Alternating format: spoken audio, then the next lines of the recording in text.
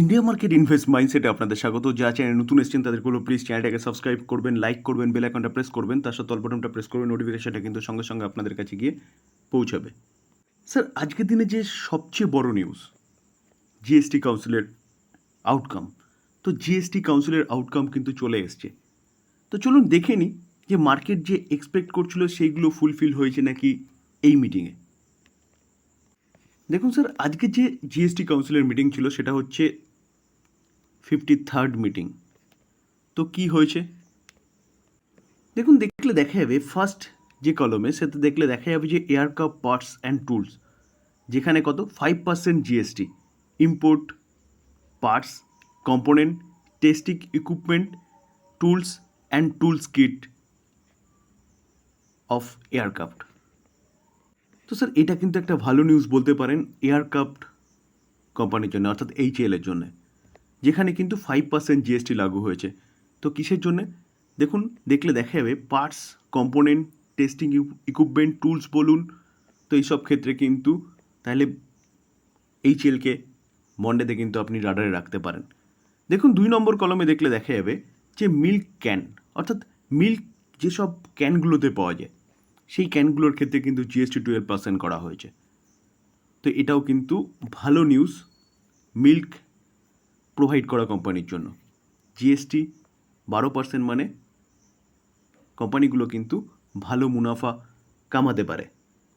দেখুন cartoon box, তো cartoon বক্সগুলো আগে কত ছিল 18%, সেখান থেকে 12% করেছে। তো সেই জায়গায় দাঁড়িয়ে স্যার বলা যেতে পারে যে ফুড, বা বলতে পারেন শুধু ফুড নয়, যেসব ইকুইপমেন্টগুলো বা যেসব জিনিসগুলো কার্টুন বক্সের মাধ্যমে আসে সেই জিনিসগুলো প্রোভাইড করে যেসব কোম্পানিগুলো, সেসব কোম্পানিগুলোর জন্য ভালো হলো।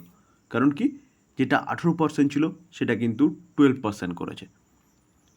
দেখুন স্যার, তার পাশাপাশি দেখলে দেখা যাবে 4 নম্বর কলমে কি সোলার কুকার। তো সোলার কুকার যেসব কোম্পানিগুলো ম্যানুফ্যাকচারিং করে সেসব কোম্পানির জন্য কিন্তু ভালো হলো। 12% জিএসটি করা হয়েছে 18% থেকে। তাহলে সেসব কোম্পানিগুলোর কিন্তু মুনাফা বাড়বে। যেরকম ধরুন টাটা পাওয়ার, তো টাটা পাওয়ার কোম্পানিটাও কিন্তু সোলার কুকার ম্যানুফ্যাকচারিং করে। তার পাশাপাশি দেখলে দেখা যাবে দেখুন 5 নম্বর কলমে পোলট্রি মেশিনারি পার্টস, সেটাও কিন্তু 18% থেকে 12% করা হয়েছে। তো পোলট্রি ফার্মের সাথে যুক্ত যেসব কোম্পানিগুলো রয়েছে সেসব কোম্পানিগুলো কিন্তু রাডারে রাখতে পারেন মন্ডেতে, কারণ সেগুলোর মধ্যে কিন্তু ধামাকা দেখা যেতে পারে। দেখুন ডিফেন্স ইম্পোর্টের ক্ষেত্রে যেই জিএসটি ছিল সেটাই রাখা হয়েছে, সেটা চলবে কত 30শে জুন 2029 পর্যন্ত। তাহলে স্যার বলতে পারেন গভর্নমেন্ট যে ইনিশিয়েটিভ নিয়ে চলছে, অর্থাৎ মেক ইন ইন্ডিয়া বা আত্মনির্ভর, তো আত্মনির্ভরের ক্ষেত্রে কিন্তু এই জিনিসটা করা হয়েছে যে ইনপুটের ওপর যে ট্যাক্সটা লাগানো হচ্ছিল, জিএসটিটা লাগানো হচ্ছিল, সেটাই কিন্তু থাকবে। তাহলে বলতে পারেন যে দেশের যেসব কোম্পানিগুলো রয়েছে সেই সব কোম্পানিগুলো কিন্তু আরও অর্ডার পাবে। দেখুন স্যার, এই আর্টিকেল দেখলে দেখা যাবে যে ডিফেন্স সেগমেন্টে যে বেভারেজ এবং এনার্জি ড্রিঙ্কের কথা বলা হচ্ছিল, জিএসটি তো 28% লাগে এবং তার সাথে 12% কি সেজ লাগতো। তো এই সেজের কিন্তু ছাড়ের কথা শোনা যাচ্ছিল। তো সেটা কিন্তু বলছে অ্যাডিশনাল চার্জেস ইনক্লুডেড এক্সামশন, অর্থাৎ সেই ছাড়ের কথা কিন্তু ছাড়টা রেখে দিয়েছে, অর্থাৎ ছাড় দিয়েছে ডিফেন্স ক্ষেত্রে। অর্থাৎ স্যার বলতে পারেন ডিফেন্সের যে ক্যান্টিনগুলো থাকে, যেখানে এইসব সফট ড্রিঙ্কস বলুন বা বেভারেজগুলো বলুন বা এনার্জি ড্রিঙ্কসগুলো বলুন যে সাপ্লাই দেওয়া হয়, সেখানে কিন্তু সেস উঠিয়ে দেওয়া হয়েছে। এবং তার পাশাপাশি দেখলে দেখা যাবে দেখুন সার্টেন ইন্ডিয়ার railway service and Intra railway supplies have been exempted. মানে দেখুন কোন কোন জিনিসগুলোর ক্ষেত্রে উঠিয়ে দেওয়া হয়েছে জিএসটি। দেখলে দেখা যাবে যে প্ল্যাটফর্ম টিকিট বলুন, রেস্টিং রুম বলুন, ক্লক রুম বলুন, এইসব ক্ষেত্রে কিন্তু পুরো জিএসটিকে তুলে দেওয়া হয়েছে। তাহলে বলতে পারেন যে এইসব ক্ষেত্রে জিএসটি তুলে দেওয়া হয়েছে মানে বুকিং কার মাধ্যমে হয়, আইআরসিটিসি। তো আইআরসিটিসি এই কোম্পানিটা কিন্তু আপনি রাডারে রাখতে পারেন। কারণ স্যার ট্যাক্স উঠিয়ে দেওয়া মানে কিন্তু সেই আইআরসিটিসির বুকিং ভালো হবে, ইনকাম ভালো হবে। কারণ আলটিমেটলি দেখুন যে ট্যাক্সের থেকে কিন্তু আইআরসিটিসি কিন্তু কিছু পেত না, যা কিছু পেত কিন্তু গভর্নমেন্ট পেত। তো সেই জায়গায় ট্যাক্স উঠিয়ে দেওয়া মানে কিন্তু এই যে বুকিংগুলো হবে সেগুলো আরও বেশি বেশি হবে। দেখুন স্বাভাবিকভাবে ট্যাক্স উঠিয়ে দেওয়া মানে কি, সেগুলো আরও সস্তায় পাওয়া যাবে, যেমন রেস্টিং রুম বলুন, ক্লক রুম বলুন, এগুলো। তো সেই ক্ষেত্রে কিন্তু আইআরসিটিসির বিজনেস বাড়বে। তার পাশাপাশি দেখলে দেখা যাবে দেখুন যে স্টুডেন্টদের জন্য যে হোটেল বলুন বা বলতে পারেন স্টুডেন্টদের থাকার জায়গা বা মেস বলুন, সেই সব জায়গায় কিন্তু ট্যাক্সের ছাড় দেওয়া হয়েছে। তো দেখুন অ্যাপ্রক্সিমেট তাও একটা বাইন্ডিংস রেখেছে কত, যেটা কিন্তু 20,000 টাকার নিচে হতে হবে। দেখুন তার পাশাপাশি দেখলে দেখা যাবে SPV service Indian railway and maintenance service, এটাও কিন্তু ট্যাক্স যেটা সেটা উঠিয়ে দেওয়া হয়েছে। দেখুন স্যার, সবচেয়ে নজর যেদিকে বেশি মানুষের ছিল বা শেয়ার মার্কেট রিলেটেড যারা রয়েছে তাদের ছিল, যে ফার্টিলাইজার সেগমেন্টে, সেখানে কিন্তু জিএসটি নিয়ে কোনো ছাড় দেওয়া হয়নি।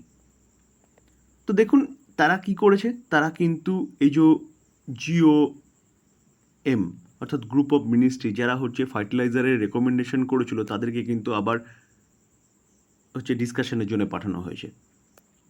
কারণ বলা হয়েছে 5% জিএসটি নেওয়া হতো ফার্টিলাইজার কোম্পানিগুলোর কাছ থেকে, তো সেটা খুব একটা বেশি নয়, তাই জন্যে কিন্তু আবার সেটাকে পুনর্বিবেচনার জন্য পাঠানো হয়েছে। তাহলে বলা যেতে পারে ফার্টিলাইজারের ক্ষেত্রে যা শোনা যাচ্ছিল বা মার্কেট যা এক্সপেক্ট করছিল যে জিএসটি কমতে পারে, সেটা কিন্তু সেরকম কিছু পাওয়া গেল না এই জিএসটি কাউন্সিল মিটিংয়ে। তো সেই জায়গায় দাঁড়িয়ে স্যার যেসব ফার্টিলাইজার কোম্পানিগুলো ছিল, চম্বল ফার্টিলাইজার বলুন বা মাদ্রাস ফার্টিলাইজার বলুন, দীপক ফার্টিলাইজার বলুন, তো এই ফার্টিলাইজার কোম্পানিগুলো যতগুলো আছে সব কটা, ন্যাশনাল ফার্টিলাইজার বলুন, এই কোম্পানিগুলো কিন্তু মন্ডেতে যেরকমভাবে উঠেছিল সেরকমভাবে কিন্তু পড়বে বলা যেতে পারে। কারণ যেটা মার্কেট এক্সপেক্ট করছিল সেই এক্সপেক্ট অনুযায়ী কিন্তু কিছু আসেনি স্যার। তো স্বাভাবিকভাবেই যার জন্য উঠেছিল তার জন্য কিন্তু এই কোম্পানিগুলো আবার পড়তেও পারে। স্যার ডেল্টা কর্প কোম্পানিটা কি? কোম্পানিটা গেমিং ইন্ডাস্ট্রিতে কাজ করে। তো এই কোম্পানিটাকেও দেখলে দেখা যাবে দেখুন কোম্পানিটার লাস্ট 5 দিনে 4% একটা বা 5%-এর কাছাকাছি একটা আফসাইড মুভমেন্ট দেখিয়েছে। দেখুন মুভমেন্টটা লাস্ট দেখলে দেখা যাবে খুব ভালো কিন্তু একটা মুভমেন্ট দেখিয়েছিল। যখন মুভমেন্ট দেখিয়েছিল তখন কিন্তু আমি আপনাদের সাথে আলোচনা করেছিলাম যে এই কোম্পানিটাও এক্সপেক্ট করছিল যে কি, যে রেট্রোস্পেক্টিভলি যে জিএসটি দেওয়ার কথা বলছিল যে 2017 থেকে, সেটা হয়তো কনসিডার করতে পারে এবার এর জিএসটি কাউন্সিলের মিটিংয়ে। তো সেরকমও কিন্তু কিছু শোনাই গেল না এই কোম্পানিকে নিয়েও। তো এই কোম্পানি যেরকমভাবে উঠেছিল সেরকমভাবে কিন্তু পড়তেও পারে। দেখুন কোম্পানিটা এক মাসে দেখলে দেখা যাবে 18% মুভমেন্ট দেখিয়েছিল। চার্ট দেখলে দেখা যাবে দেখুন খুব ভালো রকেট হয়ে ছুটেছিল। কেন ছুটেছিল?